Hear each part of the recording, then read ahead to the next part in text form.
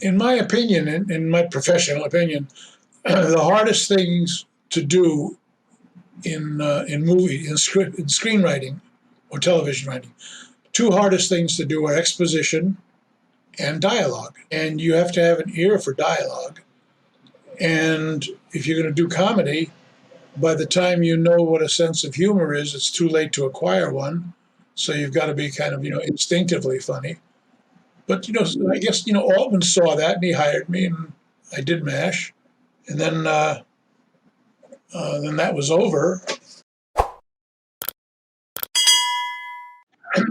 After the Flip Wilson show, Lauren, in the meantime, had gotten Saturday Night Live and was going to go to New York to start the show. And he asked me, it's the only career decision I ever thought about twice. He asked me if I would go to New York and be the senior writer. I guess it was the job that Herb Sargent had on the original Saturday Night Live. And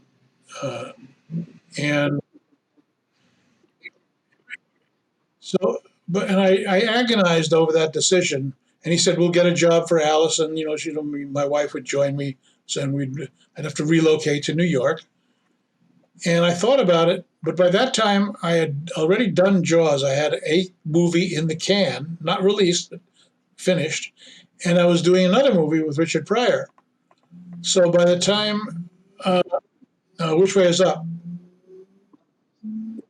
So by 1975, by the time the first year of first five, when the golden Lorne Michaels Saturday Night Live years were over, everybody showed up in LA to work, and I already had 2 features done, and I had a career. So, in retrospect, it was the right decision. But it would have been fun to have been in New York for that first 5 years. Well, that cast had the best of everything. They were a national success, so they had media credibility, and they were the hottest ticket in New York for live theater because it was, little 30 Rock was a little, the 150 seat venue, and they were sold out every Saturday night. So they had the best of both worlds. They were the hottest Broadway ticket there was, and they were nationally recognized as television stars. So it was it was good, and it was corrosive. I sold a sketch or two to them, and I used to visit whenever I was in New York. I'd go watch a taping. Right. I'd reconnect with my old friends, and I was pals with Belushi. So it was there were good times. It was nice to be part of the comedy establishment that way. Well, it was all part of my, all I want to do is make show business.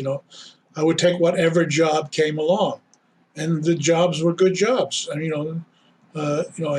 could have done, when I got MASH, when I got the movie of MASH, some other people in the committee were hired to do Viva Max, which was a movie with Peter Ustinov, and Jerry Paris directed it, and that was less successful. That was not a successful movie, but I was lucky. MASH was MASH. It was a huge hit, but they didn't hire any of us to do the TV show except for Gary Berghoff. Everybody. Who knows what he had on them.